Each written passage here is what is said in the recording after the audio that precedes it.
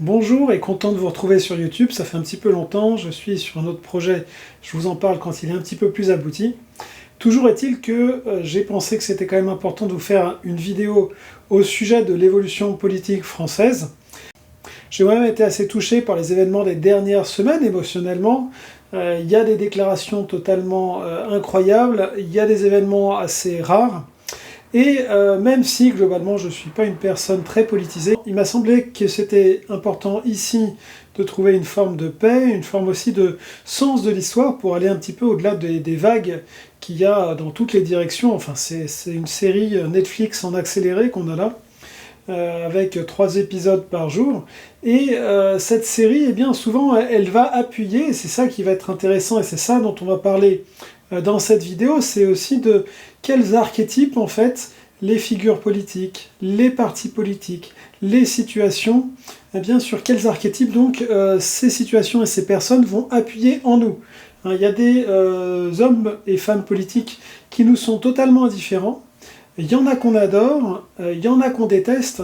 et c'est important de savoir pourquoi. Donc avant qu'on en vienne à des considérations proprement astrologiques, je note vraiment 3 tendances, dont 2 largement majoritaires dans la relation à la politique. Je dirais que la tendance générale majoritaire, c'est une sorte de désillusion assez grande, peut-être 2 tiers des personnes qui sont dans cette désillusion, c'est-à-dire qu'elles regardent parce que finalement ça fait partie du contexte, ça fait partie de notre nature humaine, hein. On est des animaux politiques, on est des animaux sociaux, donc on a envie de savoir ce qui se passe pour le groupe. Et donc on s'y intéresse, et en même temps, toute personne qui a plus de 20 ans, 25 ans, 30 ans, s'est déjà rendu compte qu'en fait, les élections changeaient pas tant que ça, dans le cas général, et que donc, et que les mêmes schémas avaient quand même tendance à se répéter. Et de là, dans cette première position, il y a une sorte de pessimisme. Or, eh bien, le pessimisme, c'est pas quelque chose de neutre, mais le pessimisme, eh bien, c'est une force d'âme qui vient consommer notre énergie de régénération, qui vient consommer notre énergie créative, sociale, personnelle, qui vient consommer notre lumière. Hein, donc c'est vraiment pas quelque chose de sympathique que de se dire que la société va nulle part, ou la politique va nulle part. Et donc dans cette vidéo, il y a aussi cette idée de reprendre un peu de hauteur, et de se dire, ok, là on est là, ça fait un peu comme ça, mais si on regarde sur plusieurs siècles ou plusieurs millénaires, eh bien, il y a quelque chose de plus intéressant qui se passe, et qui ne dépend d'ailleurs pas de X, Y ou Z. Donc je vous invite vraiment à consommer avec modération les vidéos ou les écrits qui tendent à ce pessimisme. C'est très fréquent, les gens qui disent « ça sert à rien, ça va nulle part ». Je dirais qu'à minima, il faut réussir à en rire, parce que sinon, c'est juste une perte d'énergie. La deuxième position possible par rapport à la politique, qui est assez fréquente, mais quand même moins que la première, c'est une position de passion pour ou contre certains groupes. Si vous voulez, comme si la vie de la personne dépendait du succès, des mots, des lois passées par tel ou tel. Et cette deuxième position, eh bien, elle est nettement meilleure, puisqu'elle apporte une forme d'intérêt, elle apporte le fait de se documenter, elle apporte le sens d'appartenir à quelque chose qui est en train de se passer. Mais évidemment, inversement, cette passion, elle est naïve, et le risque, eh bien, c'est que comme elle est basée sur quelque chose qui est illusoire, on peut retomber dans la première position à force d'avoir cru en des choses qui ne sont pas arrivées. Et donc la troisième position politique qui me semble vraiment plus souhaitable, eh bien, c'est de combiner, disons, une forme de détachement avec une forme d'intérêt réel et de confiance, disons, dans le processus à long terme. On peut trouver ça par exemple chez Victor Hugo. Alors c'est très impressionnant parce que Victor Hugo, à son époque, donc au 19e siècle, il se retrouve finalement exilé, puisqu'il ne s'est fait pas que des amis en politique, donc il est exilé. Il se rend compte, puisque c'est donc la politique française qui l'a exilé, alors que c'est quand même l'homme le plus brillant de son temps.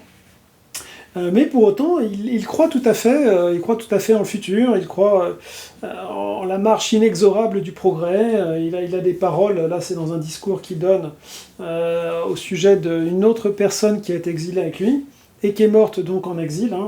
Il dit ça de la République par exemple, mais il dit ça en fait de tout, il dit ça de l'Europe, il dit ça de la politique en général, de la société, de l'avenir. C'est impressionnant de voir cette confiance qu'il pouvait avoir. Donc il dit par exemple sur la République c'est l'union, l'unité, l'harmonie, la lumière, le travail créant le bien-être, la suppression des conflits d'homme à homme et de nation à nation, la fin des exploitations inhumaines, l'abolition de la loi de mort et l'établissement de la loi de vie. C'est vraiment un extrait parmi d'autres, vous pouvez en trouver plein d'autres de Victor Hugo, des déclarations sur quelle est l'essence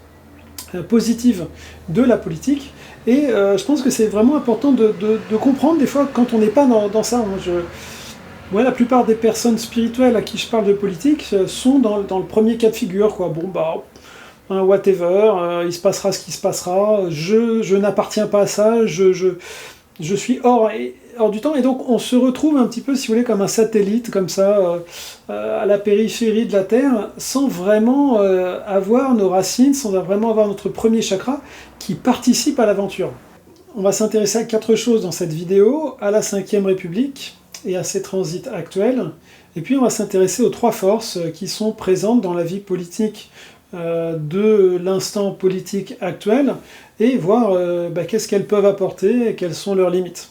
Alors si on commence par la 5e République, le reste étant pour moi des sortes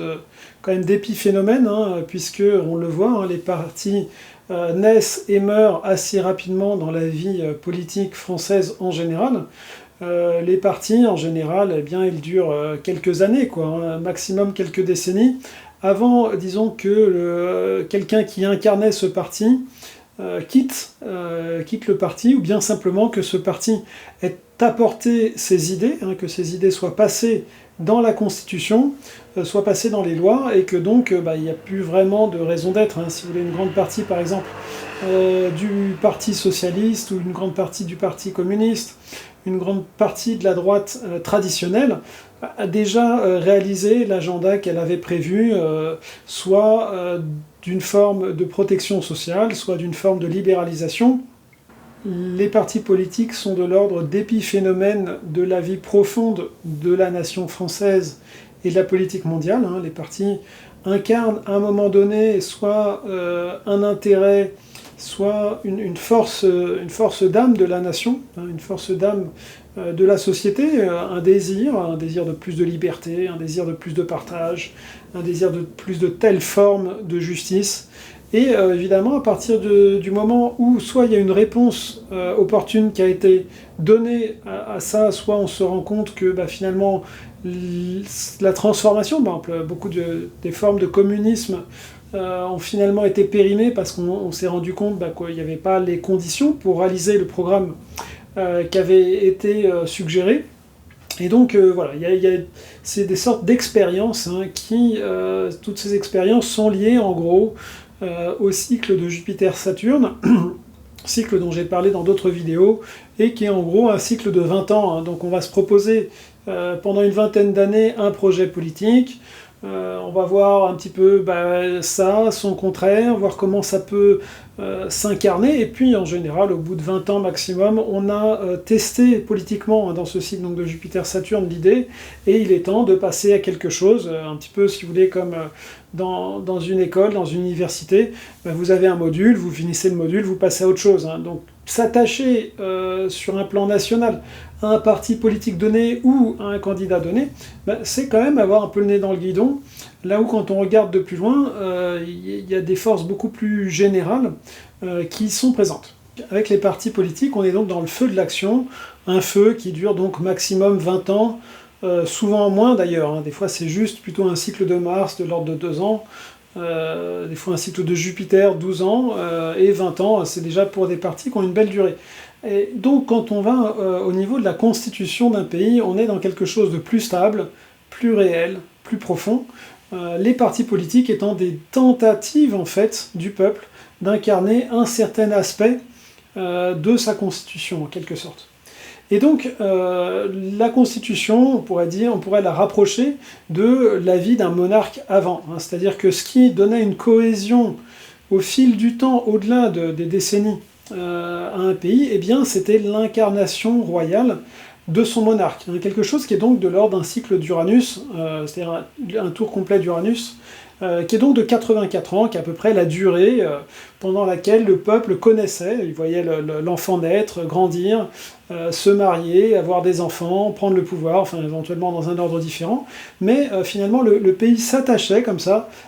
au développement et à la politique d'un monarque. Donc finalement, ce qui remplace le monarque aujourd'hui dans les démocraties, eh bien, c'est la Constitution. Et c'est cette Constitution qui va agréger, d'un point de vue énergétique, d'un point de vue spirituel, les différents événements, les différentes pensées, les différentes émotions. Il y a tous ces égrégores qui vont s'attacher à la Constitution. Voilà, donc à partir du moment où on sort de la politique vue sous l'angle de un tel ou un tel, ce qui revient en fait à lire un roman en ne lisant qu'un chapitre, on ne comprend rien, vous lisez ce que vous voulez, Guerre et Paix, Les Misérables, vous lisez un chapitre, le chapitre quelque part, vous ne savez pas trop d'où il sort, vous ne savez pas trop où il va, et ça n'a un peu aucun sens en fait, ça peut y avoir un certain style, on peut s'attacher un petit peu à un personnage, mais on sent que c'est un peu absurde en fait de lire seulement un chapitre d'un personnage et s'attacher à un parti ou à une figure politique, c'est du même ordre que de faire ça. Mais si on revient donc à une constitution, alors là on comprend beaucoup plus les choses, et notamment dans la Constitution française, quand on voit que donc la Constitution de 1958, on va revenir sur les conditions de sa création, sur qui l'a créée, pourquoi, qu'est-ce qu'elle représente. On a une recherche, alors, il y a De Gaulle qui est mandaté pour trouver une solution à l'Algérie, qui va être donc une solution qui va nécessairement, finalement, devoir être pacifique, c'est toujours dans la genèse des choses qu'on comprend leur essence. Eh bien, la Ve République répond en fait à ce côté français belliqueux, c'est la lune en bélier, et lui demande de trouver comment composer, comment trouver la paix, l'harmonie, la diplomatie entre eux, les forces contraires qui habitent les Gaulois. Et c'est ça que ça exprime. Donc quand on a ça en tête, on comprend en fait pourquoi les choses sont créées comme ça, et pourquoi eh bien, on est dans ces contradictions, dans ces affrontements, qui en fait sont un effort de notre peuple pour trouver la capacité d'écouter l'autre. Si vous regardez, je pense que c'est largement pire que dans beaucoup de pays, cette incapacité absolue qu'ont un petit peu, si vous voulez, comme des clans gaulois qui ne se comprendraient pas, qu'ont nos représentants politiques eh bien, à pouvoir écouter. Là où, si on regarde notamment en Allemagne, notamment en Suisse, on va avoir quand même un débat globalement beaucoup plus paisible, beaucoup plus tranquille, avec un rythme politique beaucoup plus progressif, comme le renouvellement par tiers en Suisse. Ici, c'est très polarisant, et en fait, un petit peu comme des personnes qui seraient balances, là, ils sentent qu'ils ont un feu intérieur, et ils sont en recherche d'harmonie. Eh bien, la France est dans cette configuration où elle est tiraillée entre, actuellement, mais c'est toujours un petit peu comme ça, entre un centre, une partie à gauche, une partie à droite, pour qui l'autre est le mal, etc. Et c'est ça qui se passe, c'est réussir à comprendre que l'autre n'est pas un communard, que l'autre n'est pas nécessairement que un nazi, comprendre l'intérêt que peut avoir une forme de liberté économique. Choses qui sont tellement polarisées, tellement clivées dans le langage, dans les médias et dans les esprits que finalement, il y a encore du chemin à faire. La carte natale qui me semble pertinente pour la France, la Ve République, eh bien, c'est celle qui est à 18h. C'est quand même en gros la fin des élections, même si les résultats tout à fait définitifs sont à 22h. Mais bon, on sait qu'en général, à 18h, c'est fini. Et puis, ça nous donne un ascendant poisson, c'est-à-dire dans la forme, ce côté quand même compassionné, ce côté à vouloir œuvrer pour les droits de l'homme, pour la démocratie, même si, bon, il y a beaucoup de personnes chez qui c'est des mots, mais sur le fond, je crois que la France a quelque chose à voir avec ça. Et puis, ça nous donne un soleil intercepté en maison 7, c'est-à-dire cette France qui est diluée dans cette volonté de servir, d'être finalement être un satellite de l'OTAN, des États-Unis, qui est vraiment c'est un petit peu on pourrait dire une éclipse en fait de la France dans cette Ve République, et apprendre un petit peu l'humilité qu'on n'a pas beaucoup globalement, et dans cette domination quand même à la fois culturelle, à la fois militaire, géopolitique des États-Unis, eh bien je pense que la France est un petit peu condamnée en quelque sorte à apprendre l'humilité. Hein. Il y a plein de personnes qui se sont rendues compte du problème qui est majeur, mais on n'en sort pas, et je pense qu'on est là à apprendre que il n'y a pas que nous, il y a d'autres peuples, il y a d'autres visions du monde, il y a d'autres façons de faire, qui sont pas mieux, mais qui existent, et donc on est dans cette frustration souvent, hein, de la lune en bélier, qui aura envie de reprendre le contrôle, qui n'y arrive pas. Mais c'est intéressant aussi du coup que cette lune en bélier, avec cette heure de 18h, eh bien, elle soit dans la maison 1, c'est-à-dire qu'on est rechargé énergétiquement quand il y a un challenge, quand il y a un fight, un petit peu comme là, la gauche qui était quasi morte, réapparaît parce qu'il y a un clash, parce qu'il y a une urgence, hein. C'est quand même ce fonctionnement aussi par adrénaline de la Ve République qui s'est bien manifesté sur les dernières semaines. En juin 1958, la situation est catastrophique en Algérie, les politiciens français en gros ont merdé,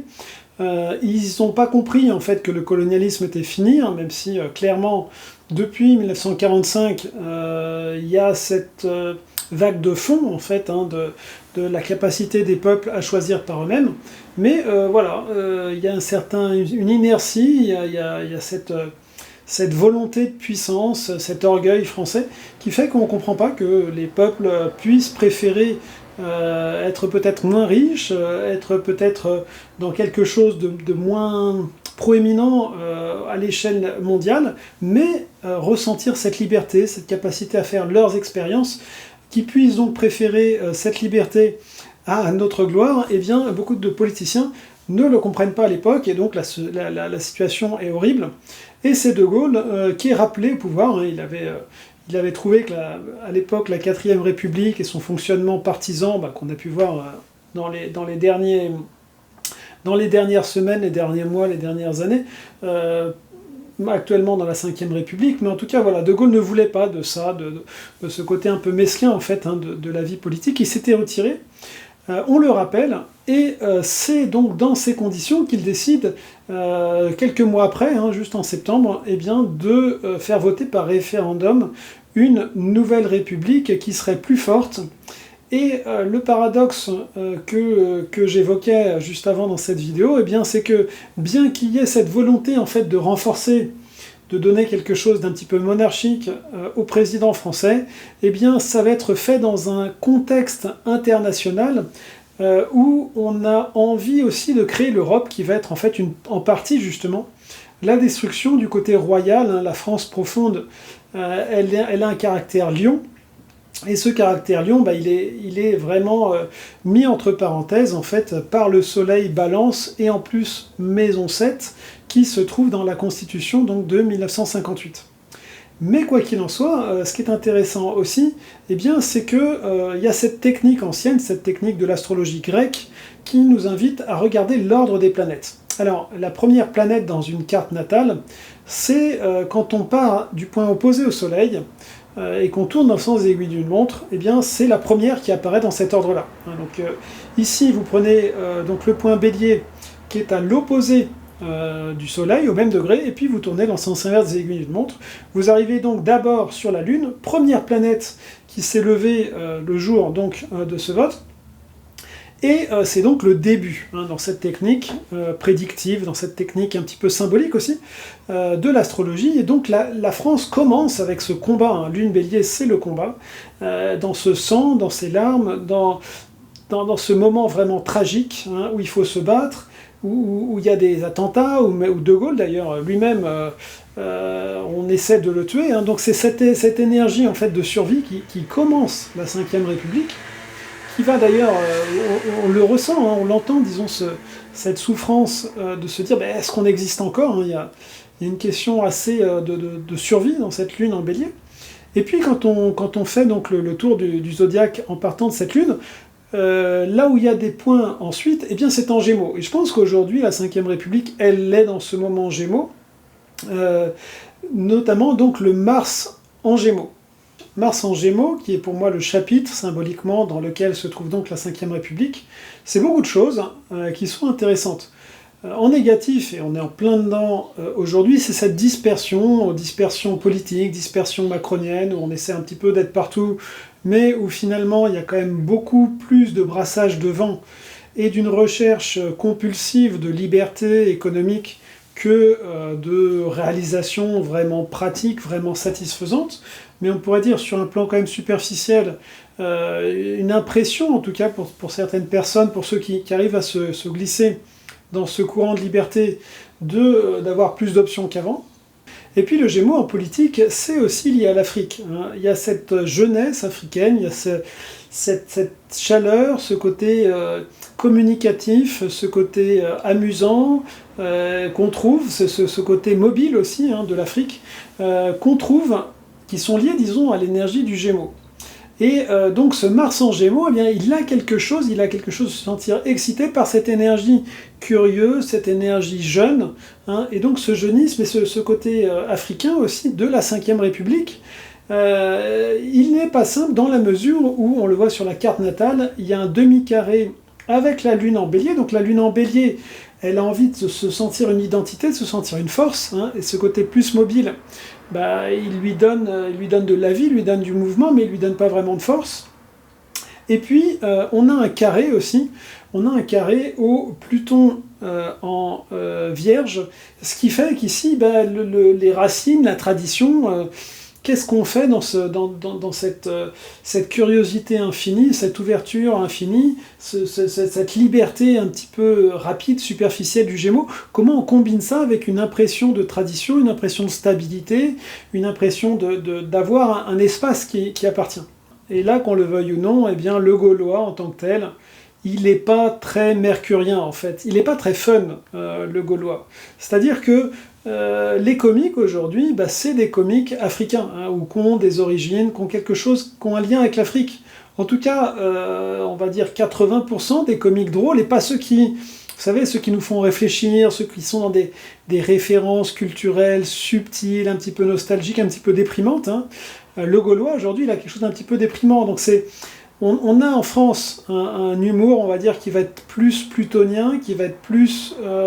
de l'ordre du Scorpion, par exemple un Coluche, qui est excellent. Et encore lui, justement, il a ce côté Gémeaux, on l'a importé justement d'Italie, parce que l'Italie a à voir avec le Gémeaux, où on a tout le côté belge qui nous fait rire aussi, qui est en lien avec l'énergie des Gémeaux.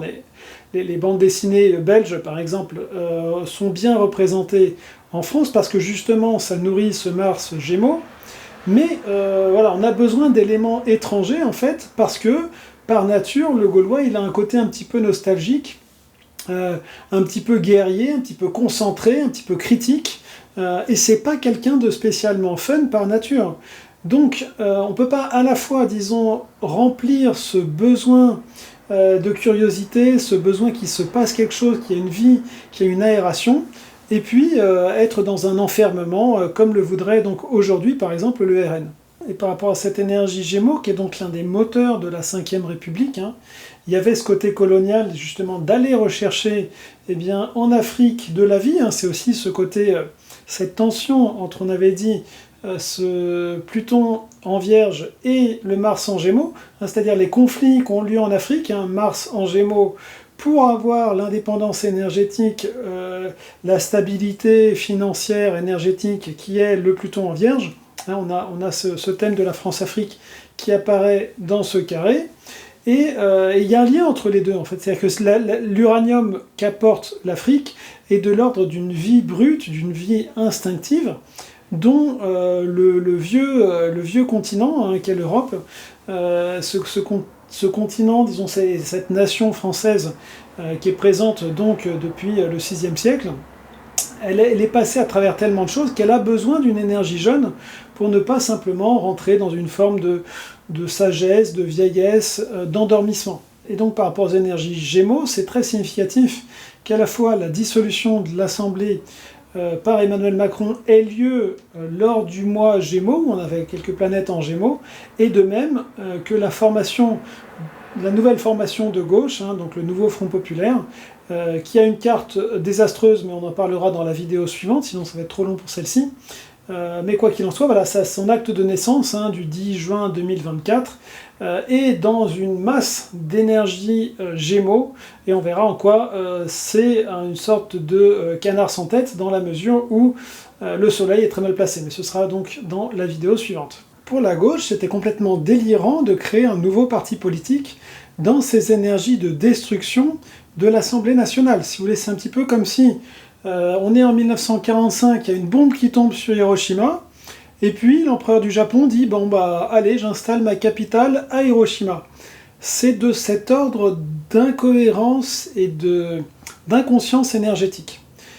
À mon avis, ce qu'aurait dû faire la gauche de façon sage, c'était de surenchérir à la grenade de Macron et de dire « bon bah ok, là il y a point pour la droite, droite libérale et droite nationaliste, manifestement on a un peu merdé ces dernières années, on va se retirer, façon opération Barbarossa 42-43, on va se retirer de Moscou, et on va se donner le temps de se reconstituer, de se redonner une identité, de se redonner des idéaux, de se redonner une cohérence, de se redonner une communication, toute chose que la gauche aujourd'hui n'a pas vraiment en France, et on reviendra en 2027 quand on aura construit tout ça. On va perdre 2-3 ans, mais on joue sur la durée, on joue sur les décennies et les siècles, et donc eh bien, on reviendra après, quand on aura organisé des universités d'été, d'automne, etc., et qu'on aura reconstitué une unité. Mais évidemment, c'est pas du tout ce qui s'est passé, et la gauche a enchaîné ce qui énergétiquement, voilà, le nouveau Front populaire, il est né dans cette atmosphère, on verra qu'il y a quelque chose de très dispersif et d'un petit peu brouillon, à vrai dire. L'une des erreurs qu'a fait la gauche, à mon avis, eh bien, c'est d'associer le Rassemblement national au nazisme, et du coup, au lieu d'agir avec cette sagesse, par exemple, d'un De Gaulle ou d'un Romain Gary, en 1940, de dire, bon bah, la défaite est actée, si je reste sur place, je vais me faire torturer et tuer, donc je prends de la distance, et j'agirai par des moyens détournés, avec de la patience. Mais à partir du moment où vous dites l'ERN, c'est Hitler en 1933, eh bien, il n'y a pas le temps, en fait, de la réflexion, il n'y a pas le temps de la construction, et on est en train de construire, en fait, un château de cartes qui, évidemment, ne pourra pas être profitable à la France, et ne pourra pas durer. On est sur quelque chose qui va partir, a priori, dans beaucoup de directions, mais parce qu'on a généré, en projetant cette partie de l'inconscient collectif qui est le mal, qui est le nazisme, sur quelque chose qui a des points communs, mais qui ne l'est pas, si vous voulez, c'est une sorte de sophisme, il y a des points communs, donc c'est la même chose. Socrate est un animal, les chiens sont des animaux, donc Socrate est un chien, si vous voulez, c'est un petit peu de cet ordre-là.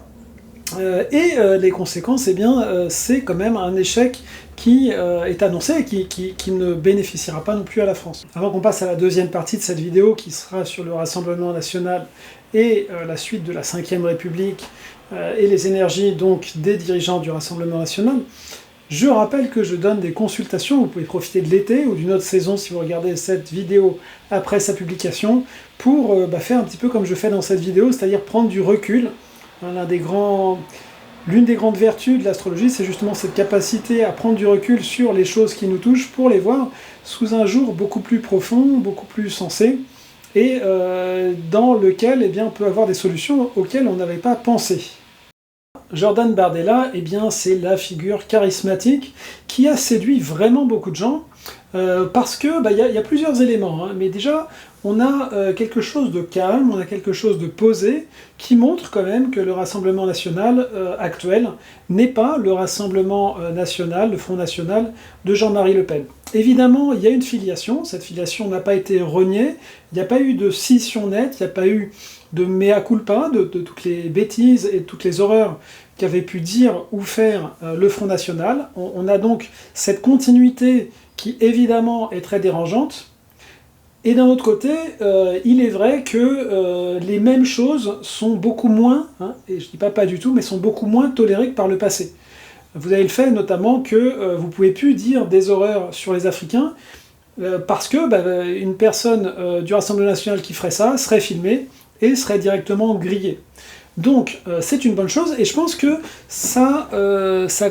quand même fait travailler les personnes liées à la droite nationaliste, que je préfère à l'extrême droite, parce que le libéralisme pour moi est tout aussi extrême, que le nationalisme. Enfin, c'est juste des positions, comme des positions de yoga, hein, voilà, c'est des choses qui sont toujours un petit peu tendues, un petit peu crispées, un petit peu spéciales, donc c'est extrême. Mais quoi qu'il en soit, les personnes appartenant au Rassemblement national ont été obligées en fait de s'adapter à cette évolution de conscience, qui est qu'on on peut pas dire du mal, on peut pas haïr en fait les êtres humains, c'est quelque chose qui est fondamentalement mauvais. Donc Jordan Bardella, ce qui est intéressant, c'est qu'il incarne quand même quelque chose de viril, il a des énergies scorpions, il a ce fond du ciel en bélier, on sent quand même que son énergie professionnelle vient d'une culture, voilà, les gens qui ont un fond du ciel bélier, c'est souvent des gens qui aiment bien commencer la journée par un peu de sport, un petit peu de force physique, et là c'est le cas et on le ressent. Et de l'autre côté, comme ça, sur l'image qu'il donne socialement, c'est une image paisible, qui est liée du coup au côté vénusien, à la fois des éléments balance, le milieu du ciel qui est en balance, on a cette lune en taureau qui est bien gérée et qui lui donne quelque chose de tranquille, de posé, de relativement convivial, même si par le Saturne poisson, qui rajoute à la dimension compassionnée, à la dimension une forme de sensibilité, ça le rend très secret. Donc tous ces éléments de douceur, et notamment la Vénus qui est conjointe au Soleil de Jordan Bardella, incarnent cette volonté qui est en partie un calcul, en partie superficiel. Il reste des personnes réellement extrêmes et réellement haineuses dans le Rassemblement national, parce que par nature, eh bien, c'est la polarité guerrière, on peut dire, de notre vie politique. Comme il y avait les castes avant, je ne vais pas rentrer là-dedans dans le détail, mais en tout cas ce serait l'expression plus militaire, on peut dire, et je dis ça de façon neutre, les différents pôles de l'être humain dont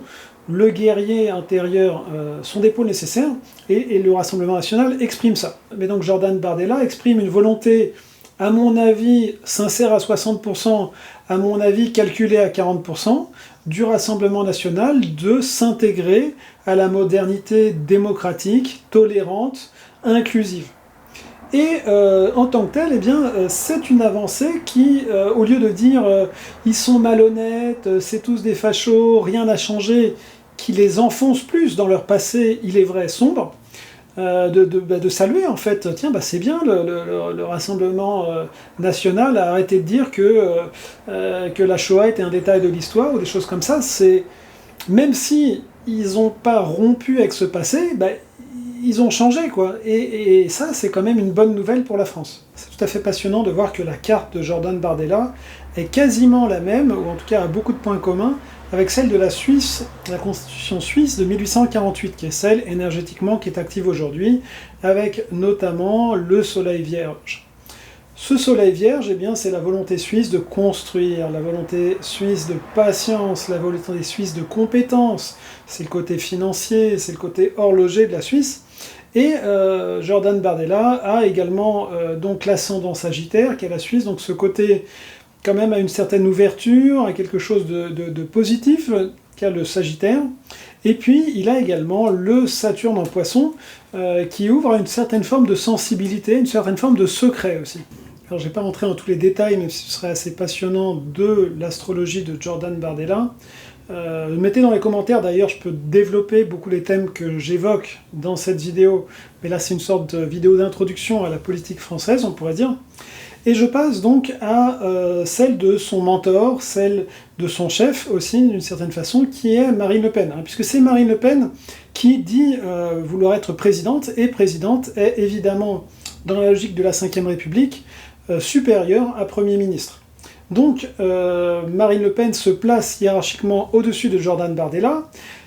Extérieurement, en tout cas, lui accepte la chose, il y a une sorte de dévotion, il y a une sorte de fidélité, qui durera pas forcément éternellement, mais qui pour l'instant est présente.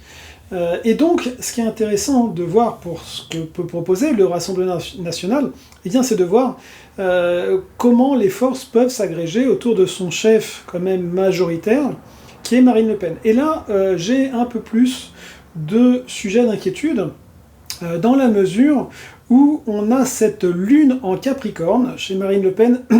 qui est alimentée par le feu du lion. Donc il y a cette impression, disons ici, dans le côté un peu blessé de Marine Le Pen, d'injustice liée au signe de feu,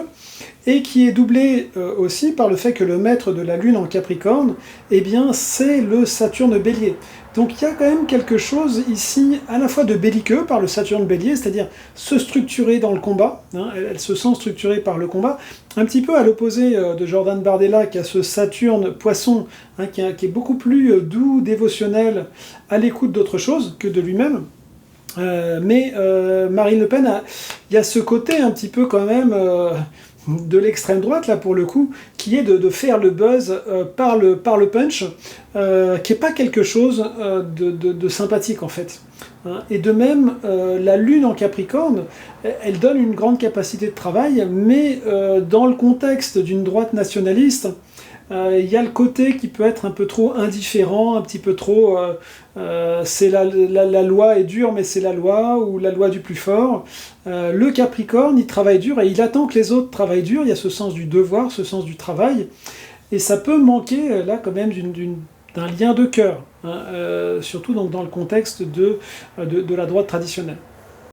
En d'autres termes, il me semble que Marine Le Pen, du reste, tout comme Jean-Luc Mélenchon, sont des personnages trop clivants, trop conflictuels pour pouvoir représenter de façon harmonieuse. On se souvient que un petit peu le fil directeur de cette vidéo, c'est le soleil qui est en balance de la Ve République, et ni l'un ni l'autre, en fait, n'ont cette capacité de joindre les contraires. Vous savez, la balance, c'est justement cette capacité à mettre les choses en équilibre. Et il me semble que, quoi qu'on ait pu dire de mal sur Emmanuel Macron, il l'a fait un petit peu mieux que les autres. Ça reste évidemment très orienté libéralisme économique, c'est quand même... En gros, Macron est le serviteur, disons, de l'économie mondialisée et des hyper riches, avec des concessions ici ou là, et un certain intérêt, à mon sens pas tout à fait faux, pour la démocratie, mais il a quand même une capacité, en tout cas diplomatique, une capacité à incarner l'esprit du signe de la balance, qui est considérablement supérieur, à la fois à celui de Marine Le Pen, qui est toujours c'est un peu systématique en fait chez Marine Le Pen de s'exprimer par l'invective, là où Macron peut quand même être des fois dans quelque chose de plus harmonieux, on va dire. Et donc il me semble que c'est une erreur à plusieurs titres pour le Rassemblement national de la choisir comme dirigeante. D'une part parce qu'elle incarne trop ce passé qui était réellement violent, haineux, et qu'elle ne s'en est pas excusée, en fait. Elle n'a jamais repris, elle n'a jamais voulu corriger les erreurs de son père et les propres horreurs qu'elle a dit aussi. Et donc, ce que devrait faire le Rassemblement national, à mon sens, c'est de trouver quelqu'un qui a plus cette capacité, et donc de trouver quelqu'un qui est capable de construire une majorité, et la majorité ne peut se faire que s'il y a quand même une sorte de passerelle, une sorte d'entente, une sorte de détente avec la partie gauche des Français. Voilà, c'est ça que je voulais vous dire aujourd'hui, c'est le fruit d'une réflexion assez longue que j'avais envie de vous partager. Je pense que c'est ce climat de paix, ce climat de compréhension, un petit peu de la complémentarité, à mon sens, des différents partis politiques, des différentes façons de voir, et de trouver, voilà, la France doit trouver la paix entre ces extrêmes intérieurs, et arrêter de qualifier les personnes qui ont des points de vue d'extrémistes. C'est vraiment, à mon avis, très délétère et très instabilisant pour la politique française. Mettez-moi dans les commentaires ce que vous avez pensé, ce que vous aimeriez voir développer. Soyez courtois, poli, sympathique dans les commentaires s'il vous plaît. Et on se retrouvera donc pour la deuxième partie de cette vidéo qui sera donc sur le nouveau Front Populaire et sur Macron et son parti politique. Merci.